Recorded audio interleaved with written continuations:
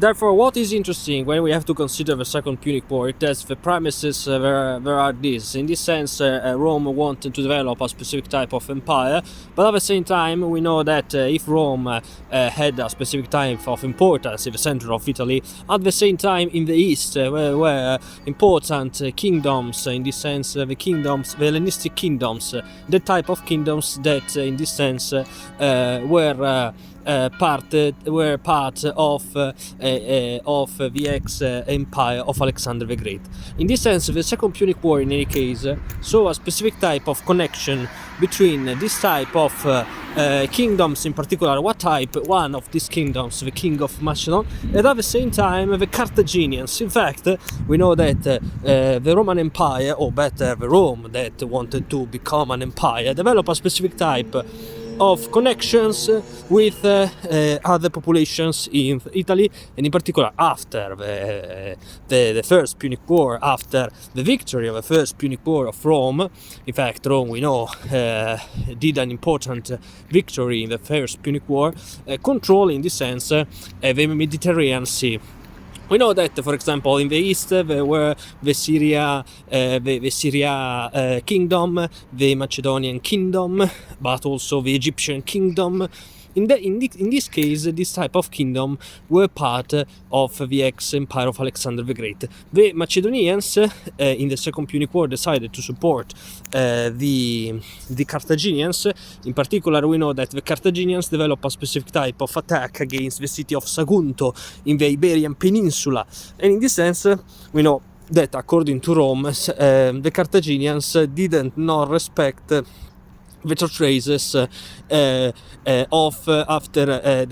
were considered in the First Punic War. In any case, we know that the Carthaginians wanted to counterattack the idea of Rome and wanted to develop a specific type of imperialism, and Rome wanted to do.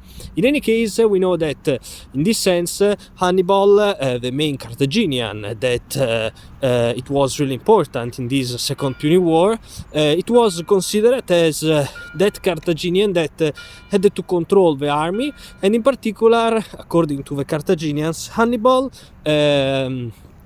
develop a specific type of attack against the provinces of Rome, in particular, on the one hand against Spain. Therefore, Hannibal went to Spain, assaulted Sagunto, and then he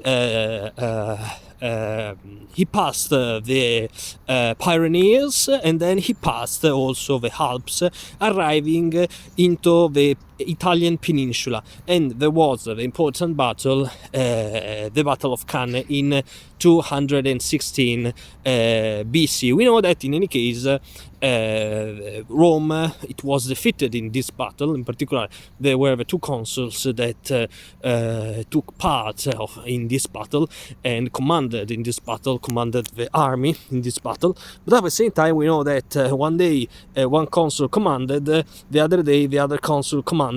Therefore, one day a consul gave the orders, another day the other consul gave the orders, and in the end we know that the two consuls weren't specifically in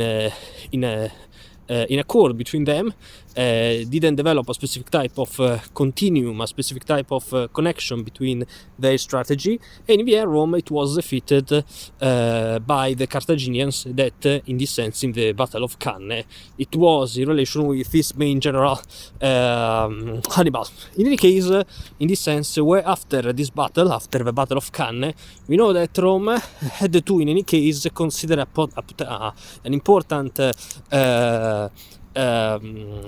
reorganization. In fact, in this sense, Rome had to consider, because a lot of legionaries died in the Battle of Cannae, with not much survivors. In any case, Rome decided that the survivors, according to the ideology of Rome, because they decided to leave the battle, had had sent to the Sicily without the possibility to return to Rome if Hannibal stayed in the Italian peninsula, continuing to attack the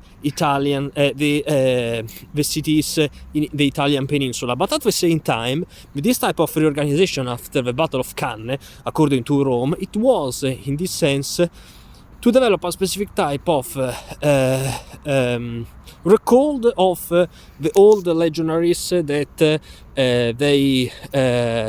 they didn't continue in this sense the idea of military and the work of soldier because they were too old. But with this type of defeated of Rome decided to recall also this type of old legionaries.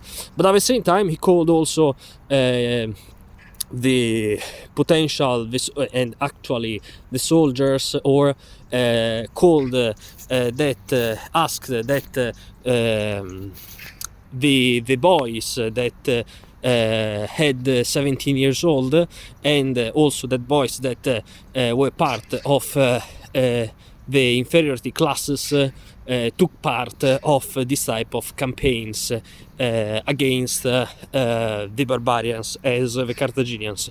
We know that not all the classes could participate at the defense of a territory, in particular that classes that hadn't an important wealth, but Rome in this case, because it was defeated in the Battle of Cannes, he decided to do this. In any case, the organization of Rome, it was interesting, and Rome tried to limit Hannibal in the Italian territory, in the Italian peninsula. At the same time, Carthage tried to connect his forces to the kingdom of Macedon, as I said before. In this sense, the kingdom of Macedon, the king of Macedonian, the king of Macedonia, develop a specific type of treaties, a deal with the Romans, with the Carthaginians, and in this sense, the Carthaginians had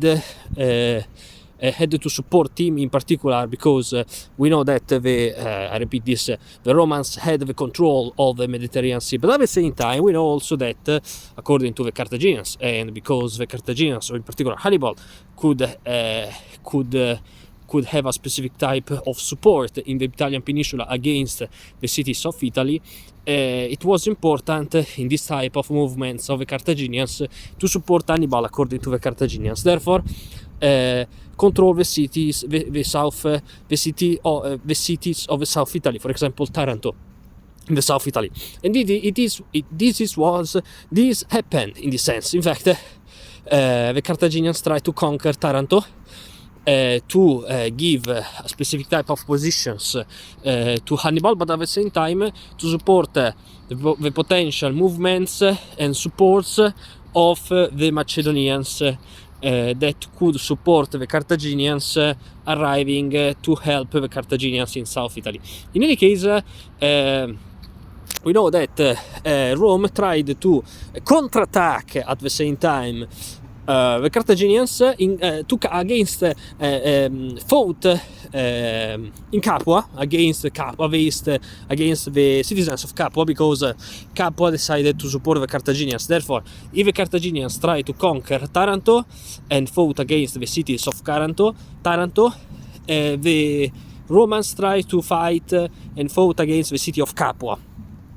At the same time, in any case, there was another problem that in this type of history of the Second Punic War it was developed in relation with the city of Syracuse. In fact, we know that in this period, Rome in the end decided also to attack Syracuse because technically in this period we know in Sicily it was a province of Rome, but at the same time the Carthaginians try sometimes to arrive to counterattack to Rome.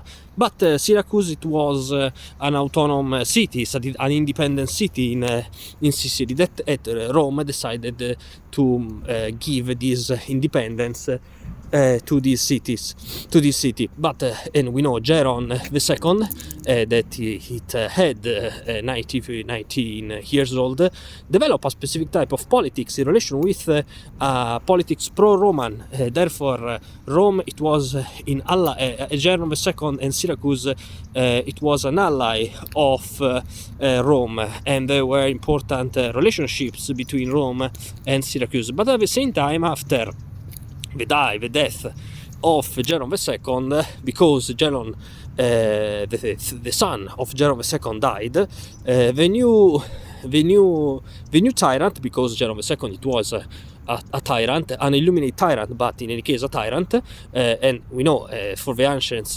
the word tyrant, it wasn't necessarily a bad word. There were some tyrants, not much in ancient history, but sometimes there were some ancient tyrants that did an important and good politics. In any case, after the death of Jeron and after the death of his son Jelon, arrived to govern Geronimo, the nephew of Jeron II, and the son in the sense of Jelon. And it is interesting because if we have to consider this, Geronimo developed a specific type of politics, pro-Carthaginians, and had a specific type of politics really dangerous, according to the idea of the citizens of Syracuse, that citizens that were so in relation with the politics of Jeron,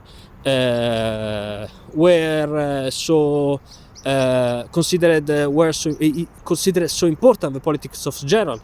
But at the same time, the behavior of this boy, Jeron had when he became a tyrant 16-17 years old, therefore it was a boy. It is interesting that this type of politics of Geronimo, that it became a tyrant in 17 years old after the death of his grandfather Jeron, when died, had 93 years old. Geronimo arrived to the throne at the 16-17 years old. In any case, this type of politics of this boy, it was in relation with the ancient bad tyrants, as in the 4th century BC we know Dionysus I, Dionysus II, that tyrants that in any case Plato, for example, tried to connect to philosophy when Plato arrived to Syracuse in his travels. But these tyrants, we know that develop a specific type of disconnection between philosophy and politics, developing a specific type of violent power in Syracuse. And Geronimo, the nephew of the Jeron, the Illuminate tyrant, that in this case tried to connect the idea of good politics with the idea of a sort of tyranny. In this sense, Geronimo developed a specific type of bad politics and a pro-Carthaginian politics. In Vienna, in fact, it was killed by his ambassadors. In any case, we know that at the same time, before to be killed, we know that he began to kill some of his ambassadors, and at the same time we know that Geronimo probably it was influenced by a particular type of one of his ambassadors, Andronodoro, it was his name, and Andronodoro had a wife that considered the possibility to influence the boy with with Andronodoro, and therefore the wife of Andronodoro told to Andronodoro to influence the boy Geronimo, and Andronodoro tried to develop a specific type of indirect power, trying to influence Geronimo. Therefore, the main ambassador probably of Geronimo developed a specific type of influence to the tyrant of Syracuse to control indirectly the politics of Syracuse. And at the same time, we know that Geronimo, it was a sort of bad tyrant that killed his ambassadors, and at the same time it was influenced by his main ambassador, that he wanted to maintain or to develop or to develop his power in Syracuse. In this case, we know that in the end Geronimo it was killed, and in any case the Carthaginians, however, succeeded to maintain or to put some of their men into the politics of the same Syracuse, controlled indirectly Syracuse. In this sense, Rome, because there was the situation of Geronimo, and at the same time because there was this situation, decided to attack Syracuse. And in this attack, we know the assault of Syracuse. We know that in 212 BC, Rome defeated Syracuse, not in particular with the help of a traitor, because Rome didn't succeed in the first time to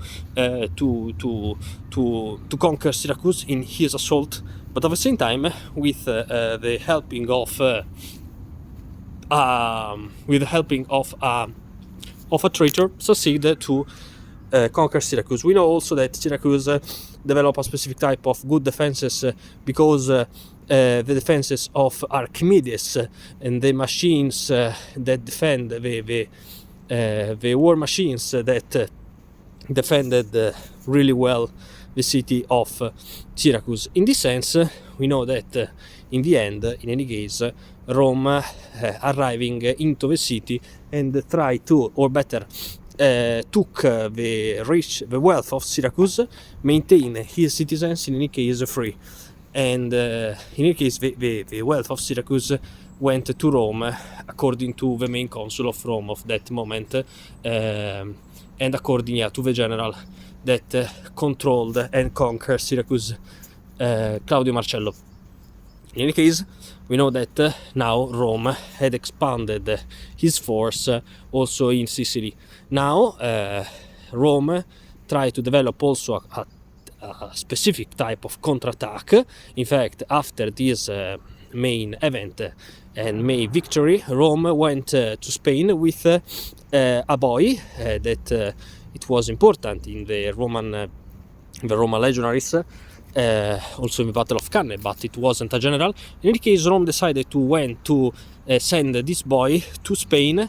Publio Cornelio Scipio, specifically, it was the name of this boy, send this boy to develop a specific type of attack against Spain to limit the market of the Carthaginians, because now the Carthaginians had limited in Sicily. Now Rome tried to limit the military forces and the sustains that the supports that Carthage could have from the Iberia Peninsula. In this sense, Rome decided to send Publio Cornelio Scipio, that in the end became the Publio Cornelio the African, and Publio Cornelio conquered Cartagena in the east of Spain. It was a city that it was on the coast on the Mediterranean Sea, at the east of the city, of the east of Spain. And at the same time, we know that also Publio Cornelio Scipio, in any case, limited also the economics of the connection between the economics of the connection in relation with the economics between Spain and Carthage. To counterattack, Carthage tried to develop, because Hannibal continued to attack in the center and the south Italy the Roman citizens, and in particular the cities that support Rome, but it was limited in this sense.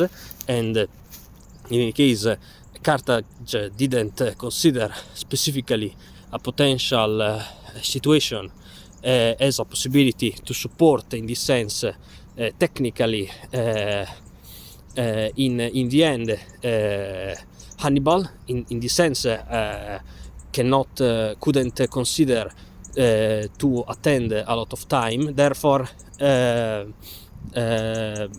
he decided to develop a specific type of counterattack, and in this sense to wait specifically. Carthage couldn't wait so a long time, therefore decided to counterattack now, and it sent the brother of Asdrubal, brother of Hannibal, and the brother of Hannibal, it was Asdrubal. Asdrubal that developed a specific type and said and did specifically the main the main journey of his brother, passing through Spain, France, through the Pyrenees, the Alps, and in the end arriving to Italy. In any case, the main quest, the main idea of Asdrubal, it was to connect his soldiers, his army, with the soldier of Hannibal. But in the same time, some spies of Rome succeeded to arrive to intercept the men of Asdrubal, and in the end Asdrubal didn't succeed to develop this type of connection with Hannibal. Probably if the two generals, the two Carthaginians succeeded in this connection, Rome, it could be an important force against Rome, and in any case they could be dangerous, very dangerous in this case for Rome. But in any case, Rome developed really good this type of idea to limit the two Carthaginians, and the spies of Rome succeeded to this behavior. In this sense, Asdrubal, Roman legionaries arrived to intercept Asdrubal according to the spies of Rome, and in the end, or better, according to the informations of the spies of Rome, with the informations of the spies of Rome, the Roman legionaries arrived to intercept Asdrubal, and they fought against him in a battle in the center of Italy, and in the end they defeated Asdrubal, and Asdrubal also died in this battle. In the end, we know that Carthage prepared his defenses, because in the end, after the last important reorganization of Rome, in particular of Hannibal, that went to Sicily to organize the province and the Roman forces in the South Italy, in particular in Sicily in this sense, Hannibal decided to attack the North Africa, in particular the Western North Africa, going to Carthage. And we know that after some situations, there was the last important battle in the sense of the Second Punic War, the Battle of Zama in the 202 BC, where Publio Cornelio Scipio defeated Hannibal, and in this sense Hannibal survived, but Carthage, because lost this battle and in the end the war, had to consider and accepted to follow the rules, the Roman rules and the Roman law in relation with specific type of deals that had to accept because Rome won the war. In the end, we know that it will be also after the Second Punic War, the Third Punic War, where Rome will defeat in the end Carthage, and it will destroy in the end the city of Carthage in the middle of the 2nd century BC. Bye.